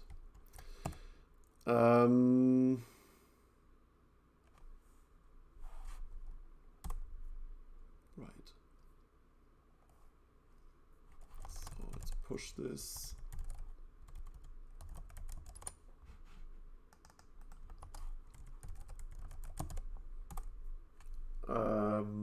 Right. So, I mean, in order to finish this work, I will now translate a PyPy and check whether the benchmark actually changes. And if it doesn't change, I might even throw out the branch, right? It's not useful enough if it really doesn't change at all. If it changes a bit, I will probably keep it, because checking that something starts with a single character is probably not very rare. I mean, I expect this code to appear occasionally. And yeah, so I will do that offline to not be too irritated by the noise that streaming produces. Right. So Fabio is asking, any idea for speeding up starts with if the argument is a constant string with more than one character, right? That is a great question. Oh, there are two great questions. Excellent. Yeah, so if we have a more complicated case, if we have a A, B, C, D, E, F, blah, blah, blah, can we also do this more efficiently, right? That's also a great point. What would you do here? I mean, is there if you wanted to optimize this, we would have to think about, can we find a way, I mean, can we think of a way in assembler to express this cheaply, right? To express the comparison cheaply. And the way I would do that is I would basically go back to this approach and write it out in sort of in pure Python code and try a couple of variants and make sure that it actually helps, right? And yeah, one thought I have is that you might be able to really speed this up by a bit if you do something like you could read the, let me think. You could try to read all the characters at once by reading like, let's say you happen to do a starts with check that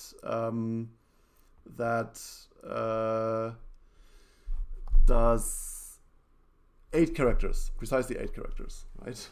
Then you could try to read a full word out of the string and compare 2 words, right? And that would be very fast. Yeah, I'm not.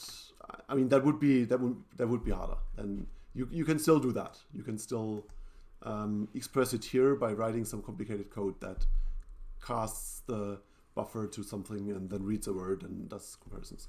But that's I mean that's complicated. and I certainly would have to to think a lot more there. Right, we need to think about the correctness. Somebody in the comments said that the correctness about end feel wrong, and that feels true to me. The reason I'm so distracted is that for some reason my phone, where I'm reading the chat, logged me out of the Twitch app. So I can't see the chat at this point. Maybe I should start putting it there, but I haven't done that yet. Let me try to log in and see. Okay, that sucks. I can't log in it. Hi Tobias, I can see you here now, right?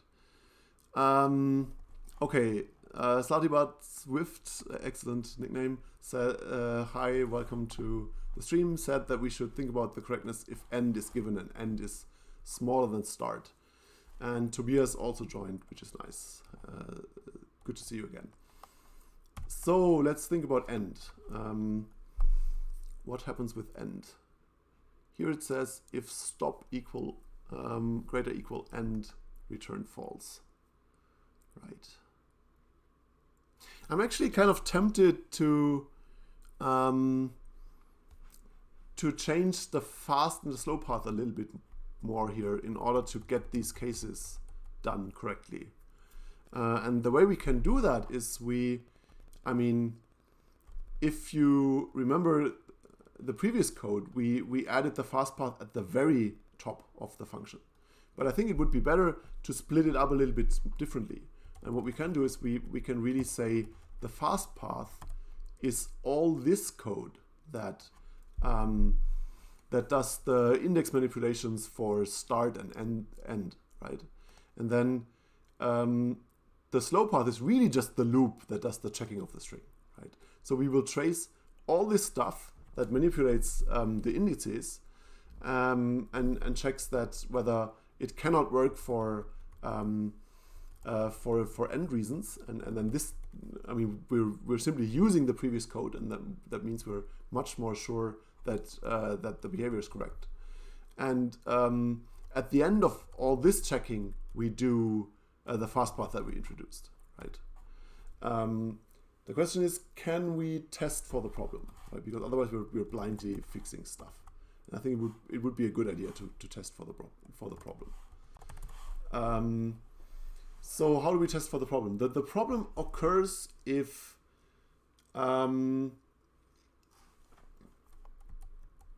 right, let me think. We ignore, in the current code we ignore end, right? And that's bad. And so if end is 0, we will still go into this path here, right? And that's wrong. Because if end is 0, we want to return false. So we should be able to see it by adding another call here that has a start and an end of 0. Because that should return false, but we hit the fast path. Well, the fast path ignores end, so we will add true and get the wrong number out. So let's see whether comparing the numbers here is actually saving us. So let's try that.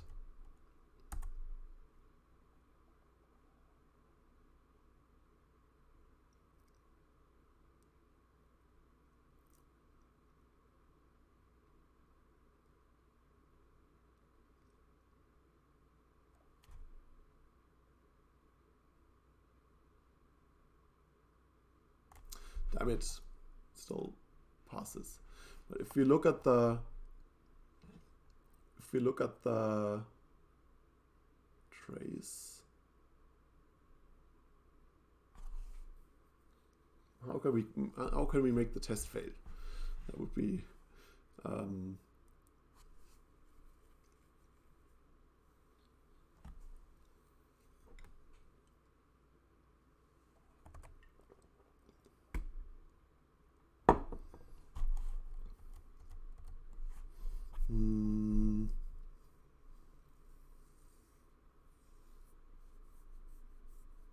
maybe actually just before I do much more.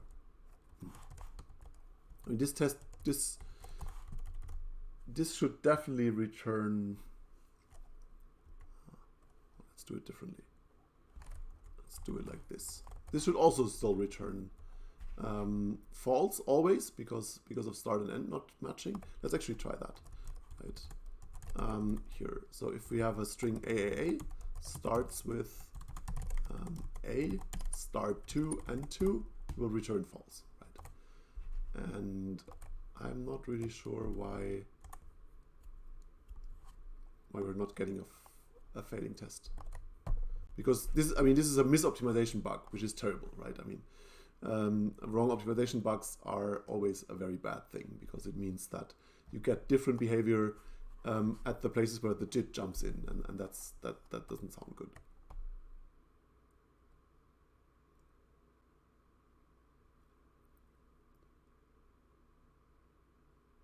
Right.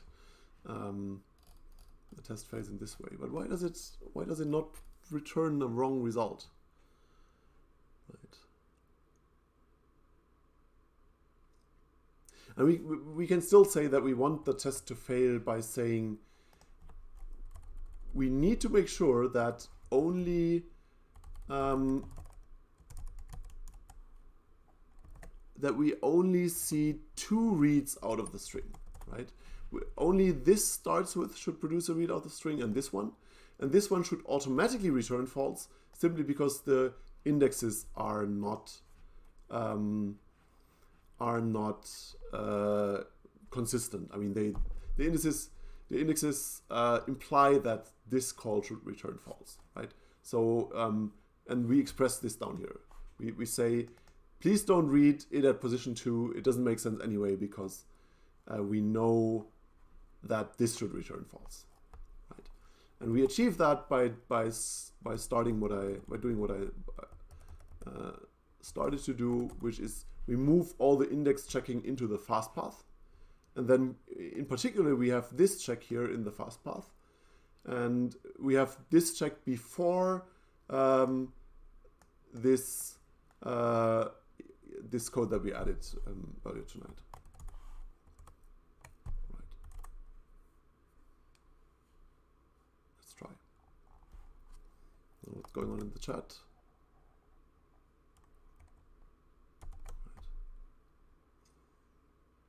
Yeah, this is I mean, it's kind of cool. I really didn't plan this to go wrong, but it's kind of good that it went wrong because, I mean, that's really the thing that you need to watch out for the most when you do optimizations. I mean, the thing that you need to make very sure is that when you change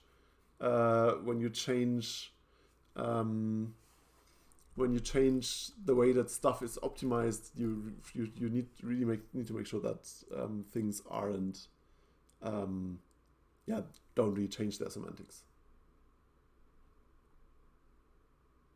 Right. So why do we get, this is the code that we get one string item at position 0, we compare it against A, that makes sense. Then we have another greater than that checks that something is greater than 2, I don't quite know why. And then we read at position 1 and check that it's A, and then nothing. Where is this greater than coming from?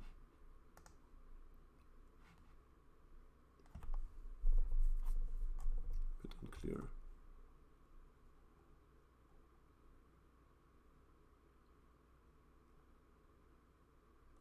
It's right. It's actually this greater than here. It's this, so that's fine. So we having 3 greater thans is fine. And the most important thing is that we're not reading. We do not want to read the third element of the string.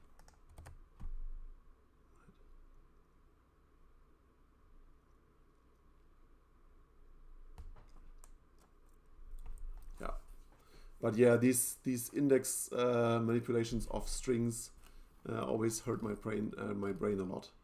Yeah, I'm quite bad at that. So thanks chat for saving me from committing, from merging a wrong code optimization. Right.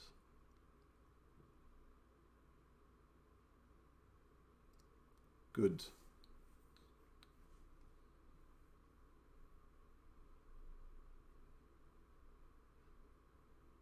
Where's the third greater than anyway? There's one here, one here. Ah, and this one. This is a weird one.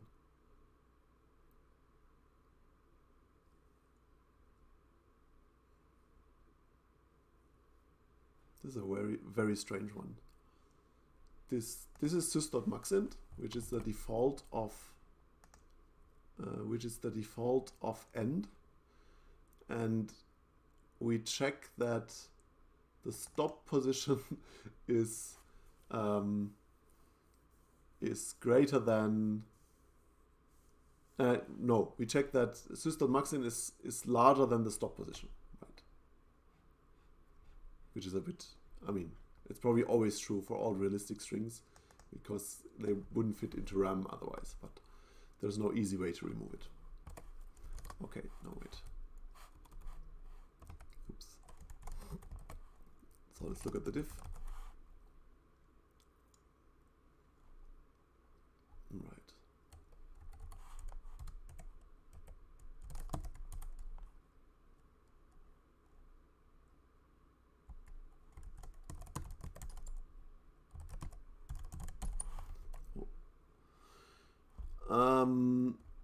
Right.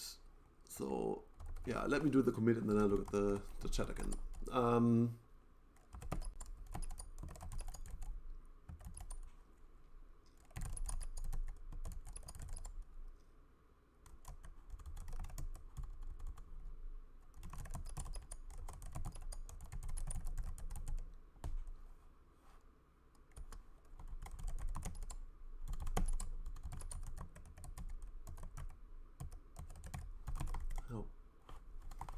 I hope I got the nick right. str.startswith, right. Great. Okay. Cool. So Tobias asks, starts with returns a boolean, is false equal to 0. Yes, that is true. That's a property of Python. So is instance true int is true, and true equal 1 is true, and false equal 0 is true. And the reason for that is that Python didn't used to have, I mean, I think before 2.2 it didn't have booleans at all. It just had the convention that a lot of files basically started like this, right? You can't do that anymore, but you before true and false were introduced, a lot of Python code started by introducing these abbreviations, and that meant that when the bool type was introduced, the designers wanted to make sure that the existing code wasn't becoming too broken, and that's why bools are really ints, and bool is a subclass of int. Right. And so this is true in the in Python. It's also true in RPython, and it's also true on the trace level. On the trace level, bools are really just integers that can have the values 0 and 1. So in the trace here, if you have an operation like int GT, it returns a full integer, and it's an integer that happens to only take on the values 0 and 1. And yeah, that's it. So we can add it. It's completely fine to add it to stuff. So if we have an int equal to between some here, and we can it's perfectly fine to add that to another number, to another integer. Right. Okay. Are there any more questions?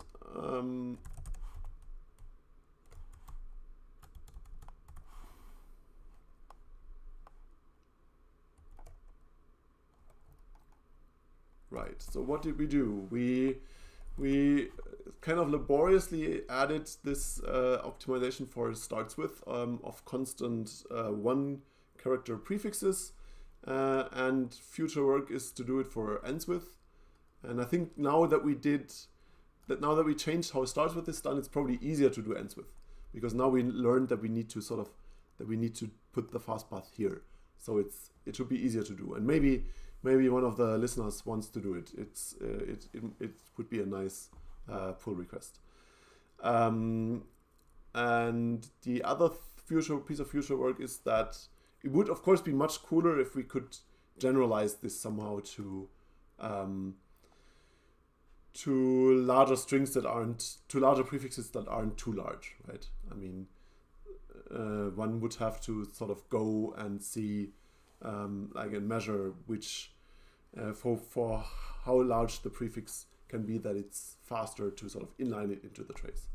But maybe for 2 characters or 3 or for 8, where you can do it particularly efficiently, it might be cool to do this.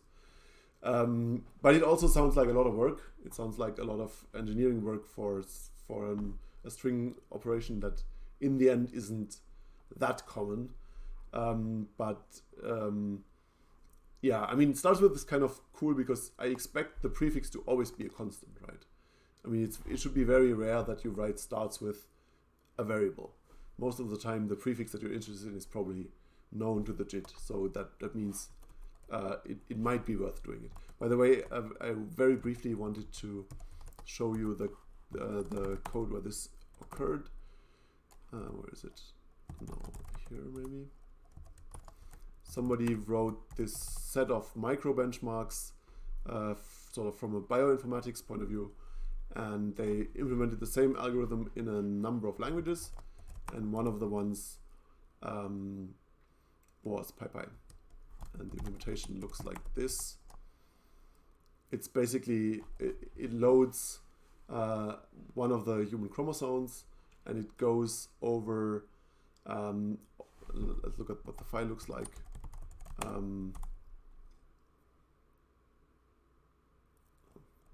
It's too big. Right, here's the chromosome. Right, actual stuff. And what the algorithm does is it goes over the lines that don't start with a greater than, which is a common character, and then we count the G's, the C's, the A's, and the T's, and we compute something from the total number of bases, and output a fraction, right? And that's basically the benchmark. And do I still have the tab somewhere? GC content, GitHub. There it is, right? And the person wanted to see whether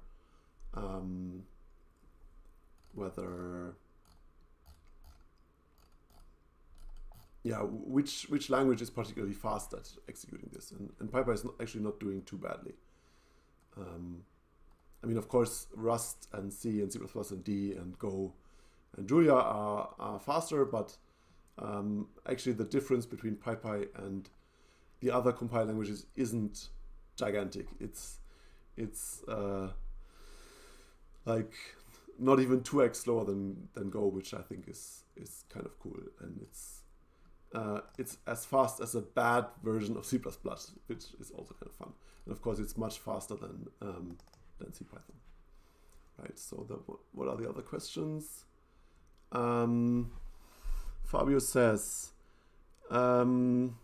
starts with looks like an offsetted version of string compare now. Maybe there's some opts that could be reused. Yes, that's absolutely true. So yeah, if we wanted to be serious about doing this kind of optimization, we would definitely also look at the more general space of a string compare and think about what to do there. Absolutely. And SlartyBut Swift says, can PyPy auto-vectorize stuff like string comparison? That's a complicated question. The JIT cannot really do that. The C compiler can in theory, because I mean, this part of starts with is implemented in C, right? I mean, this is RPython, but it gets compiled to C code, and it's part of the runtime as C code, and maybe if you're lucky, GCC will actually try to auto-vectorize that. I'm not really convinced that it does that, because it doesn't know anything about alignment, and so it might not actually auto-vectorize it. So we have some auto-vectorization in the JIT that only works under very rare circumstances, so it doesn't really seem to help all that much. And I mean, yeah, it's in some ways I mean, my gut feeling is that PyPy isn't used in situations where auto-vectorization is useful that often, because I mean, the typical use cases are stuff like web applications and maybe a bit of data munging and sort of. It's not used that often for heavy numerics code for the annoying reasons that our NumPy implementation is not very good. Because NumPy passes through our emulation layer of the C interface, the CPython C interface, and that's just not super fast. And so yeah, that's a little bit that's a little bit sad. So yeah, if it's possible that at some point we will go back to being more serious about auto-vectorizing, but at this point we're not really that great. And yeah, to go back to Fabio's question a little bit more, it's kind of an outstanding area of where interesting work is still sort of doable, to think a little bit more about what kind of string operations can the JIT really speed up, and sort of having string compare with known strings or stuff like that is definitely something where the JIT should be able to do better. And then also stuff like string find with a known needle, for example, is also something that we somehow should be able to optimize by the JIT, and we don't right now. And it's something that I'm vaguely interested in, but so far have never really gotten to. But yeah, there's definitely still interesting work left in that general space, and I kind of hope that at some point, I mean, in order for me to get to that general space, I would really like to have some real-world benchmarks that have problems in that space. And so far, I never really found any that would be massively sped up by that kind of work. That's why I never actually went and did it. So it would be interesting to find some like realistic string manipulating programs that are where room is left for optimization. And if I find any, then I'm definitely very interested in sort of doing more of that kind of stuff.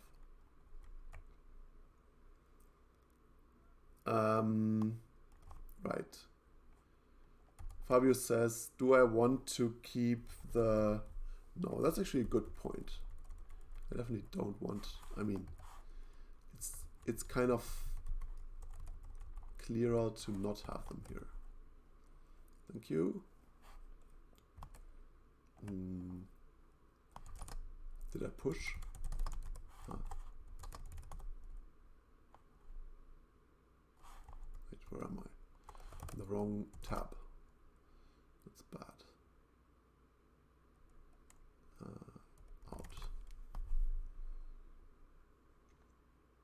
Yeah, I did push. Damn it. I'm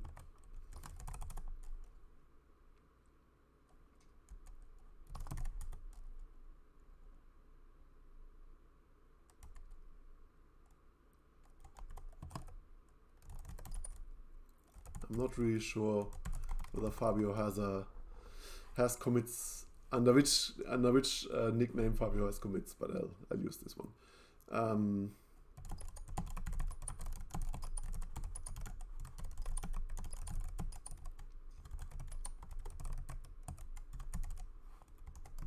Right. Yeah, I'm kind of coming to an end. Let me check one last thing and then check the questions again, and then I think I'm done for tonight. I wonder, now that Fabio said that this looks like a very generic string compare, I wonder whether there is an existing string compare that we can use somewhere.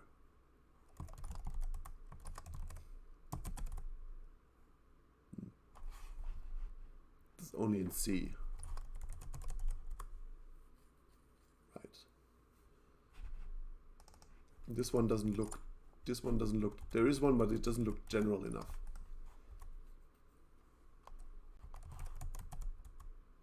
Right. This one isn't really general enough because it really, it doesn't take a start for starters, and it really checks that that the lengths are the same, and right, or maybe not. No, really, that is a lexical. I mean, that is really a greater than and greater equal implementation. So that's not right. That's not what we need. Okay. So it seems not. There's no obvious thing that we can call. Maybe there should be. I mean, I'm sure that this kind of code, for example, if we rewrite that here, we will end with the same loop, right? If we rewrite ends with, the loop is the same. So we can call the same loop. That's kind of fun. Okay, but I'm not doing ends with tonight. Okay, so I'm done. Thanks everybody for hanging out. That was great. Yeah, as I kind of feared, doing JIT stuff is harder than just implementing a few nice 3.8 features, but we still managed to do one small thing, which I found by looking at the real benchmark. And of course, the real benchmark is not dominated by. I mean, if you look at this. What is expensive here isn't really the starts with, of course, right? What is expensive here is all these count calls. And actually, I went and tried to implement things in a more efficient way, but I didn't manage to find one that's better than all the counts.